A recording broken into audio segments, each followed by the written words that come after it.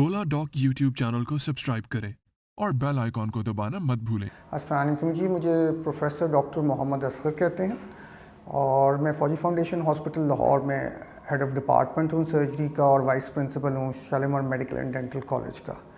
I am a general and a laparoscopic surgeon with जो मेरी speciality है वो ज़्यादातर अब्डोमिनल सर्जरी में डील करती है। उसमें लेप्रोस्कोपिक कोलिसिस्टेक्टमी, हर्निया वगैरह और ये इस तरह के प्रोसीजर्स होते हैं। इसके अलावा मैं thyroid surgeries, parotid surgeries, breast surgeries और पेरिएनल सर्जरीज़ भी करता हूँ।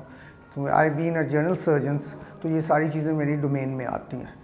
क्योंकि मैं ट्रॉमा से भी रिलेटेड रहा हूँ तो ट्रॉमा सर्जरी में भी, इमरजेंसी ट्रॉमा सर्जरीज भी मैं करता हूँ। हमारा आज का टॉपिक है पाइल्स या बवासीर। पाकिस्तान के टॉप डॉक्टर्स के साथ अपॉइंटमेंट बुक करें, वो भी पेशेंट फीडबैक देखते हुए। लाखों लोगों की तरह पाकिस्तान के सबसे बड़े डॉक्टर नेटवर्क का फायदा उठाएं और आज ही ओला डॉक ऐप डाउनलोड करें। ओला डॉक, डॉक्टर का अपॉइंटमेंट आसानी से। नॉर्मल पेशेंट्स में ये मिसकंसेप्शन होता है कि जो भी बीमारी खाने वाली जगह के पास है, जो पेरिएनल कहते हैं, तो उन सबको वो पाइल्स के ज़ुमरे में ले आते हैं या उसी कैटेगरी में डालते हैं। हालांकि इस जगह कई बीमारियां होती हैं। पाइल्स तो बवासीर एक डिफरेंट वो है। तो इधर जो होने वाली बीमारियां, उसमें से सबसे पहले ऑब्वियसली सबसे कॉमन पाइल्स हैं, जिसमें मौके बाहर आ जाते हैं या उनसे ब्लीडिंग होना शुरू हो जाती है और ये और बढ़ते जाएं तो फिर पेशेंट को सबसे बड़ा मसला पेन का होता है। अगर पेन उसी वक्त होती है जब ये पाइल्स थ्रम्बोस हो जाएं, गैंग्रीन हो जाए या स्ट्रैंगुलेशन हो जाए।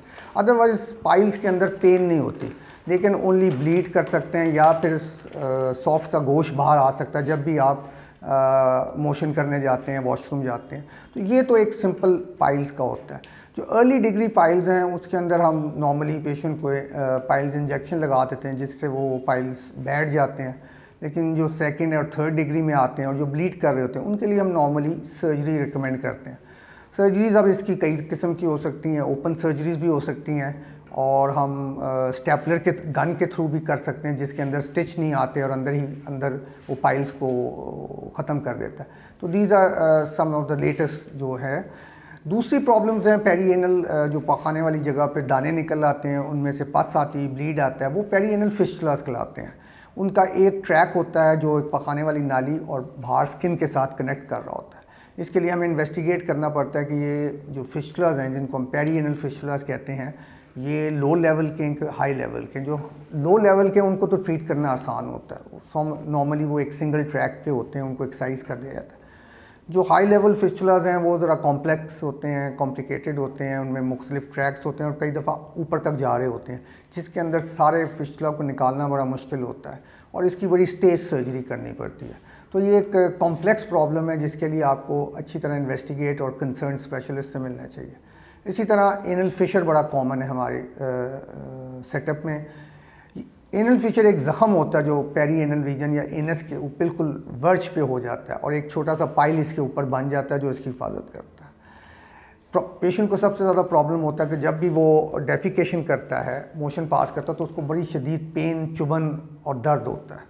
तो ये चीज़ें, और उसके बाद उसको ब्लीडिंग भी हो सकती है। वो यही समझता है कि ये जो दाना लटक रहा है या ये जो पेन हो रहा है ये पाइल्स की वजह से, हालांकि वो पाइल्स नहीं होता, वो ये एनल फिशर होता है। एनल फिशर में जब ज़ख़म होता है तो पेशेंट रिफ्लेक्सली अपना स्फिंक्टर कॉन्ट्रैक्ट कर लेता है, जिससे जो ज़ख़म है उसकी ब्लड सप्लाई ख़त्म हो जाती है। इसकी वजह से उसकी हीलिंग नहीं होती है और ये इसी तरह एक विशियस साइकिल चलता रहता है। इसके अंदर जो इसमें जो ट्रीटमेंट है उसका जो बेसिक है वो ये है कि इस मसल जो स्फिंक्टर है उसको रिलैक्स करना। ये दवाई से भी हो सकता है और सर्जरी से भी हो सकता है। दवाई हम नॉर्मली एक ऑइंटमेंट देते हैं जो मसल रिलैक्सेंट होता है, जो मसल को रिलैक्स करता है और ये उससे फिर फिशर हील कर जाता है। लेकिन ये हर एक पेशेंट में एक्ट नहीं करता, ये 50% चांस है। 50% में पेशेंट्स में ये ट्रीटमेंट कामयाब होती है, लेकिन 50% होते हैं जो इस ट्रीटमेंट के बावजूद भी कंप्लेन करते हैं। उसके अंदर फिर हम सर्जरी करके, एक छोटी सी सर्जरी होती है जिसमें हम स्फिंक्टर को पार्शियली काटते हैं, जिसकी वजह से वो रिलैक्स हो जाता है और ये फिशर है वो हीलिंग प्रोसेस में आता है और हील कर जाता है और पेशेंट को ये पेन और ये चुभन और ये ब्लीडिंग होना बंद हो जाती है। और जो पेरिएनल प्रॉब्लम्स है उसमें आपको जो सबसे आखिर में लेकिन बहुत अहम है वो कैंसर है। रेक्टम का कैंसर या एनस का कैंसर भी ऐसा लगता है कई पेशेंट्स को कि जी हमें ब्लीड जो हो रहा है वो बवासीर की वजह से हो रहा है, लेकिन जब एग्जामिनेशन किया जाता है तो अंदर कोई मास होता है या कोई गिल्टी होती है जिसकी बायोप्सी पर प्रूव आता है कि ये तो कैंसर है।